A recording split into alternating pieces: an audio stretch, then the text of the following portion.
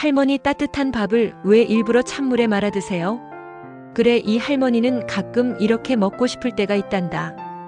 이 대화에서 할머니의 이 말씀을 이해할 수 있는 손자들은 과연 몇 명이나 될까? 찬물에 밥 말아 먹기는 참으로 여러 가지 사연을 안고 있습니다. 오늘은 그 몇 가지를 알아보고 우리가 얼마나 행복한 시대를 살고 있는지 되새겨 보도록 하겠습니다. 첫째, 찬물에 밥 말아 먹기는 과거의 궁핍한 시절에서 비롯되었는데 우선 배고픔을 달래기 위해서 그렇게 하였습니다. 한국 전쟁 이후 어려웠던 시절, 우리의 어머니 아버지께서는 그나마 찬밥이라도 있었으면 찬물에 밥을 말아 부피를 늘려 허기를 달래곤 했습니다. 그나마 그 당시 대부분의 사람들은 밥 대신 촉은 목피로 죽을 끓여 먹는다든가 등겨죽이라든가 등겨를 이용한 개떡이라든가 술도가니에서 나오는 술찌개로 허기를 달래곤 했었죠.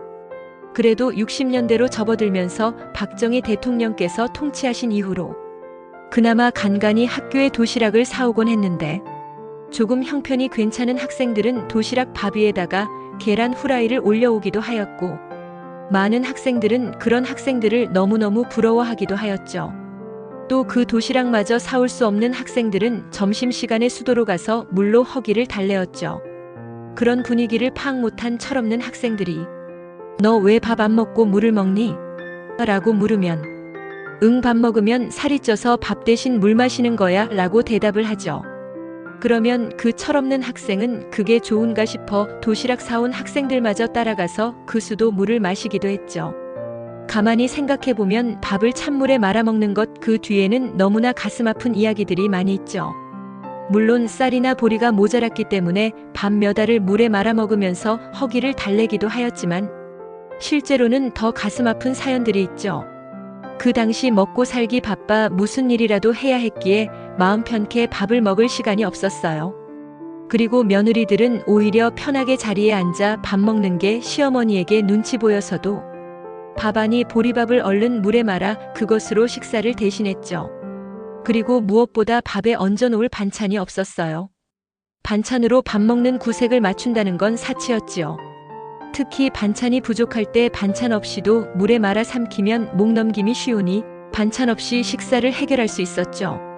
이렇게 양식과 반찬 그리고 시간적 여유가 없었을 뿐 아니라 이런저런 눈치로 물에 말아 먹을 수밖에 없었지요. 비단 그것만이 아니었죠. 가부장적 분위기가 만연한 시대라 아버지의 권위 아니 권위주의 또한 한 가닥을 하였지요. 밥을 할 때 보리 위에 쌀을 조금 얹어 밥을 하게 되면 그 쌀밥은 아버지 밥그릇에 다 담기게 되고 그걸 지켜보는 자식들은 아버지가 몇 숟가락 남겨주시면 형제가 서로가 먹으려고 다투곤 했었지요. 특히 어머니와 아버지의 겸상은 참으로 어려운 이야기지요. 게다가 아버지께서 저기압으로 계시면 온 식구들이 식사 시간이 불편하게 되고 그런 분위기는 더더욱 어머니께서는 부엌에서 물에 말아 한 끼를 해결할 수밖에 없었지요.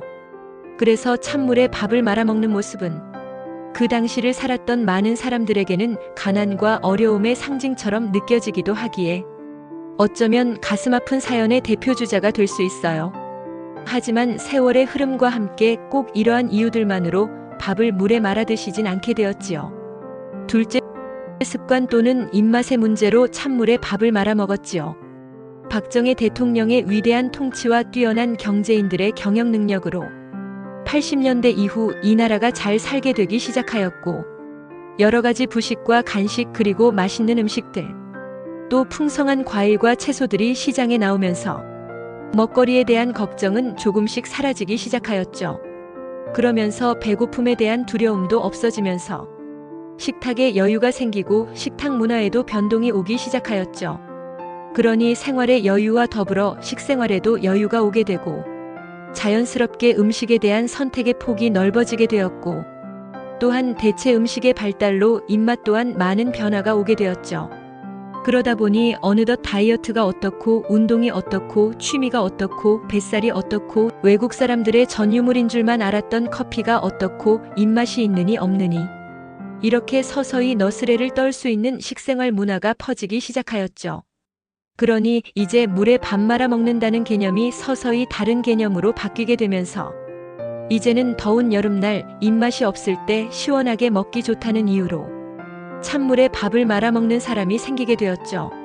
그리고 그 시절의 추억이 새록새록 떠올라 밥을 물에 말아 생된장에다가 풋고추를 찍어 먹으면서 그 아름답고 순수했던 과거를 반추하기도 하기 시작했죠. 하기사 옛날에도 샘물 떠다가 보리밥을 물에 말아 풋고추를 된장에 찍어 먹으면 그 맛은 달나라에 가서도 찾기 힘들 겁니다. 어쨌든 그런 시대는 이제는 추억이 되었으니 우리와 우리 후손들은 그냥 가슴 아픈 추억이 담기지 않은 식사 메뉴의 하나로 찬물에 밥 말아 먹기가 되었고 앞으로도 그냥 맛있는 식사 메뉴의 한 부류로 업그레이드 되길 바라면서 이제는 찬물에 밥 말아 먹기의 장단점을 알아보도록 하죠. 그러면 과연 이러한 식사법이 건강에는 좋을까요? 먼저 장점을 들자면 입맛 없을 때 가볍게 먹기 좋기에 더운 날 식욕이 없을 때 부담 없이 먹을 수 있어 끼니를 거르지 않게 해줍니다. 그리고 위장이 민감한 사람에게는 일시적으로 편할 수 있기에 소화에 부담을 주는 기름기 있는 음식 없이 섭취가 가능하다는 것입니다. 특히 위가 약하거나 더부룩할 때 무겁지 않게 끼니를 해결하는 방법으로 삼기도 하죠. 단점은 우선 소화에 방해가 됩니다. 찬물은 위의 혈류를 줄이고 소화 효소의 활동을 방해해 소화력을 떨어뜨릴 수 있으니 조심하셔야 되고 특히 영양 흡수에는 조금 불리한데 그 이유는 밥이 물에 퍼지면 씹는 시간이 줄어들고 침의 소화 효소 작용도 떨어져 영양소 흡수가 줄어들기 때문입니다.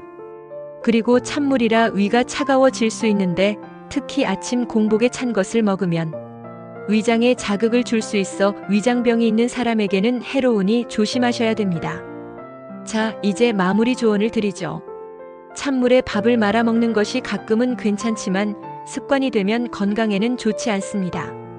특히 소화가 잘 안 되는 사람이나 노약자, 아이들에겐 피하는 것이 좋습니다. 그러나 문화적 배경이나 개인의 사정을 이해하는 따뜻한 시선은 언제나 필요한 법입니다. 감사합니다. 공감하시는 부분이 있었다면 좋아요와 구독 부탁드립니다.